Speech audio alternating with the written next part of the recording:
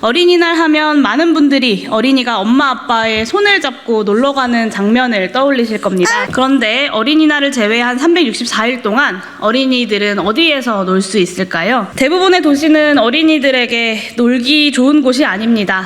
아파트에 살지 않는 어린이는 놀이터가 없어서 거리를 배회합니다. 7만 개가 넘는 놀이터가 있지만 그중 공공놀이터는 약 1만여 개에 불과합니다. 인스타 핫플이라고 불리는 카페와 식당, 심지어는 공공이 운영하는 도서관조차 노키즈존이 되어버렸습니다. 2023년 대한민국 갈 곳 없는 어린이에게는 편의점에서 핫바를 사 먹는 것이 유일한 여가입니다. 노키즈존은 노양육자 존이기도 합니다. 아이를 키우기 전에는 몰랐던 것들을 아이를 키우던 지난 23개월 동안 배우고 있습니다. 아이를 집에서만 돌보는 것은 한계가 있습니다. 아이는 늘 바깥으로 나가서 놀자고 합니다. 부모로서 다양한 광경을 살펴볼 수 있는 세상을 구경시켜주고 싶은 마음도 큽니다. 물론 바깥에 나가야 시간이 잘 간다는 것이 솔직한 엄마로서의 마음이기도 합니다. 하지만 막상 아이의 손을 잡고 집으로 나서면 어디로 가야 할지 막막합니다. 유아차를 끌고 버스를 타는 것은 불가능에 가깝습니다.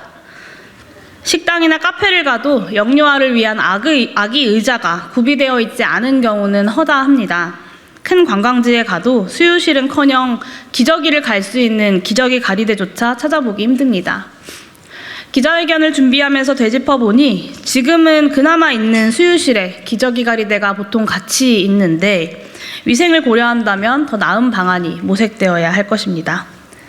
아이와 함께하는 가족은 앉을 곳이 없고 용변을 처리할 곳도 없는 것이 2023년 대한민국의 현실입니다.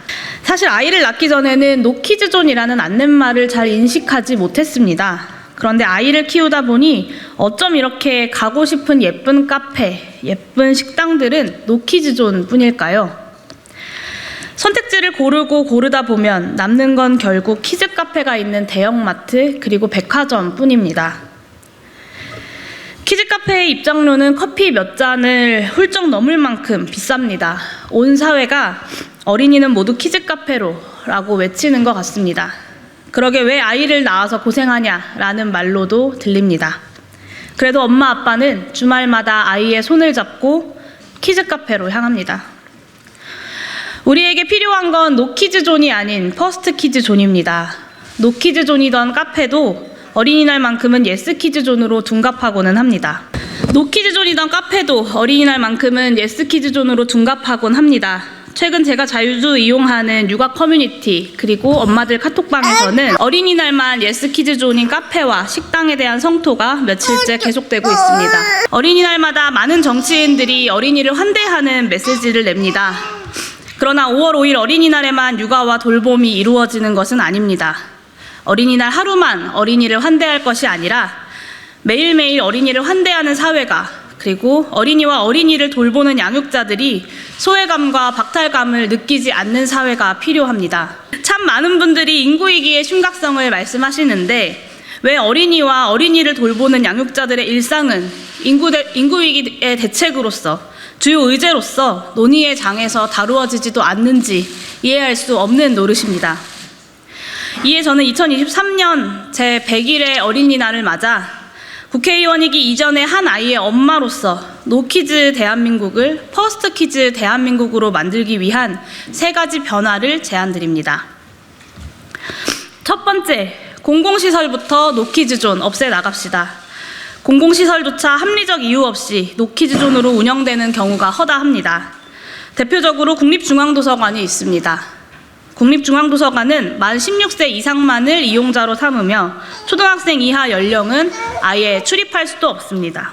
비단 국립중앙도서관만의 문제가 아닙니다. 부천의 모 시립도서관, 대구 모 구립도서관 등 여러 공공시설에서 중학생 이상 이용 가능 표지판을 걸어붙이거나 어린이 방문자를 자체적으로 차단하는 사례가 발생한 바 있습니다.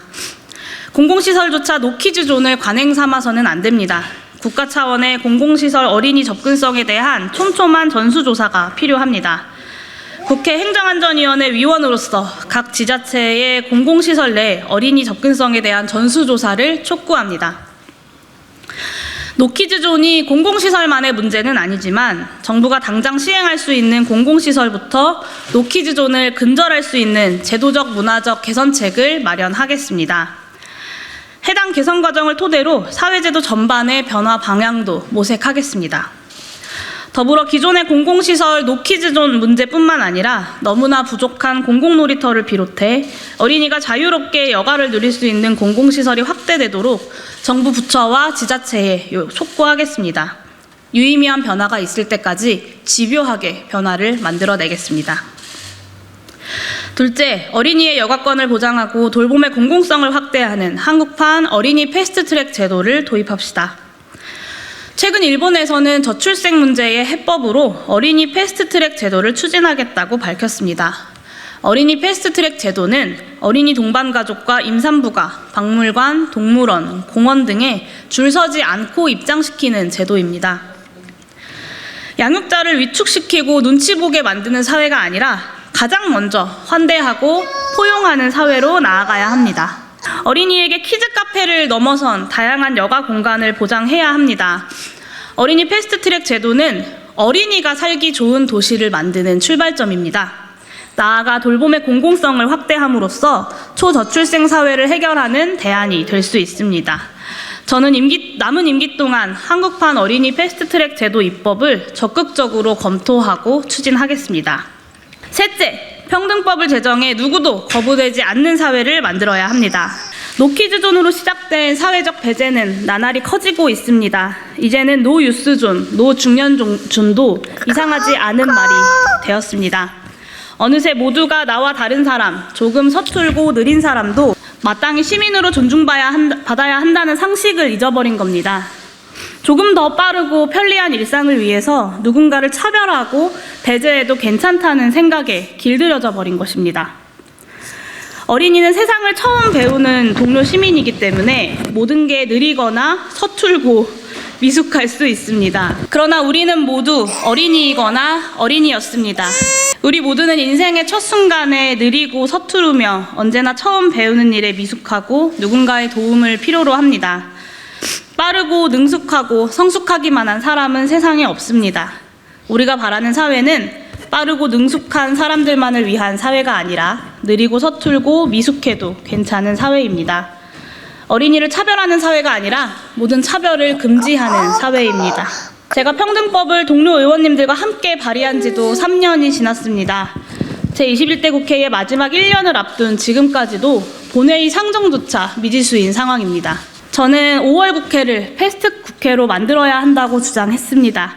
야3당이 노키즈존을 비롯한 우리 사회의 차별에 반대한다면 5월 중 패스트트랙 국회 연석회의를 소집해서 평등법을 패스트트랙에 올려야 합니다.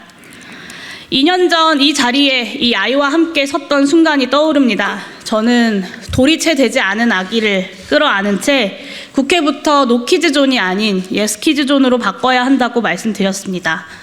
하지만 2년이 지났지만 국회에서도 국회 바깥에서도 아이와 함께하는 일은 어렵기만 합니다. 0.78이라는 세계 최하위의 합계 출생률을 극복하려면 양육자와 어린이를 거부하는 사회부터 바꾸어야 합니다. 인구위기를 극복하려면 어린이를 돌보는 일이 개별 양육자의 몫이 아닌 전체 사회의 책임이 되어야 합니다. 제 100일차 어린이날을 맞아 국회의원이자 워킹맘으로서 노키즈존을 퍼스트키즈존으로 만들기 위해 최선을 다하겠다는 약속을 드립니다. 아이와 함께 하는 것은 언제나 많은 용기를 필요로 합니다.